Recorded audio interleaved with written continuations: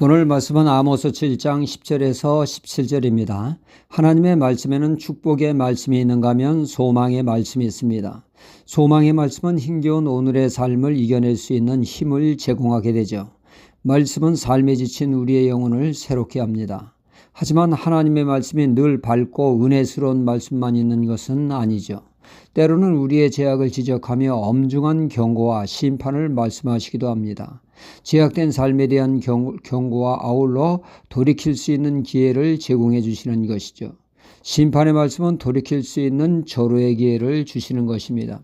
이 말씀을 바로 반응하느냐 그릇되게 반응하느냐에 따라 인생의 시비가 엇갈리는 것을 보게 되죠.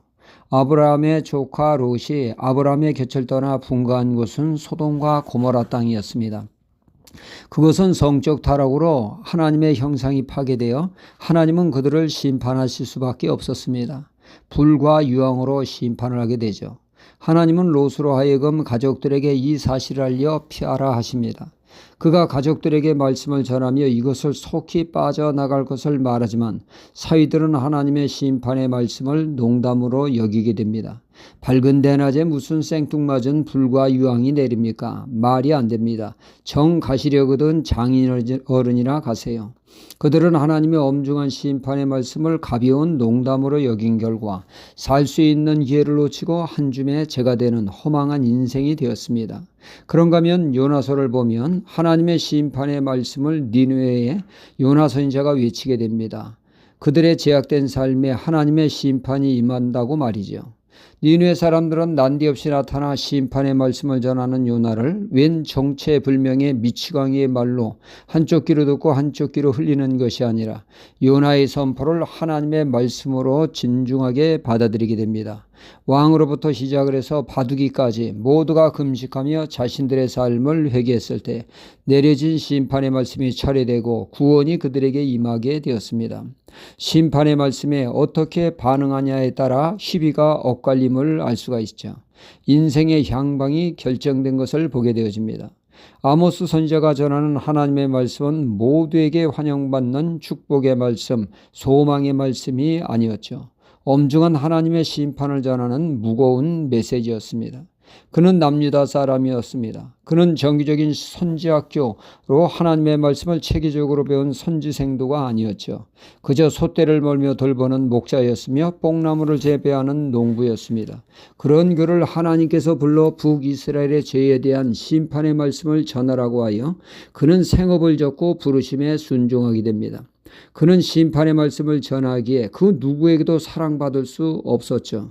그러나 그의 말을 하나님의 음성으로 말씀으로 듣는다면 그 인생에 큰 은혜가 임하게 될 것입니다. 그는 회개할 기회를 얻게 되어 심판이 아닌 구원의 은혜를 덧입게 될 것입니다. 아모스 선지자의 전하는 말씀을 북이스라엘의 죄로 인하여 멸망하고 포로되어 사로잡히게 될 것이라는 말씀이죠. 오늘 말씀에 한 인물이 등장하고 있습니다. 베델의 제사장 아마사라고 하는 자죠.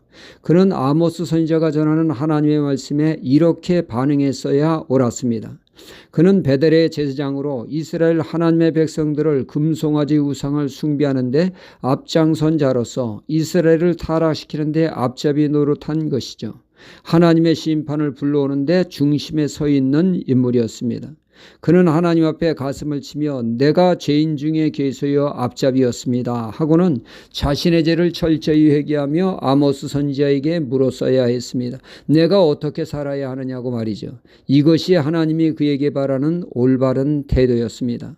하지만 그는 그릇되게 반응을 합니다.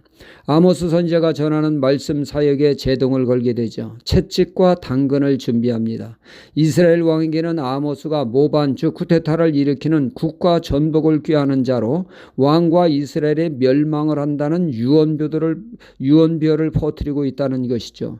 반드시 제거해야 할 인물이라고 강하게 왕께 고발을 한 것입니다. 동시에 당근으로 아모스에게 말하기를 속히 이곳을 벗어나 생명을 구하라고 합니다. 그리고 그 누구에도 사랑받을 수 없는 심판의 말씀을 선포하지 말라고 합니다. 이에 아모스는 하나님의 말씀을 전하죠. 심판의 말씀을 듣고 회개치 않느냐 하므로 너와 너의 가족은 끔찍한 심판을 벗어나지 못하게 될 것이라고 하는 말을 듣게 됩니다. 우리 또한 하나님의 축복의 말씀, 소망의 말씀엔 적극적으로 아멘하며 반응하지만 우리의 죄를 지적하고 회개케 하시는 말씀에는 애써 외면하고 있지는 않습니까?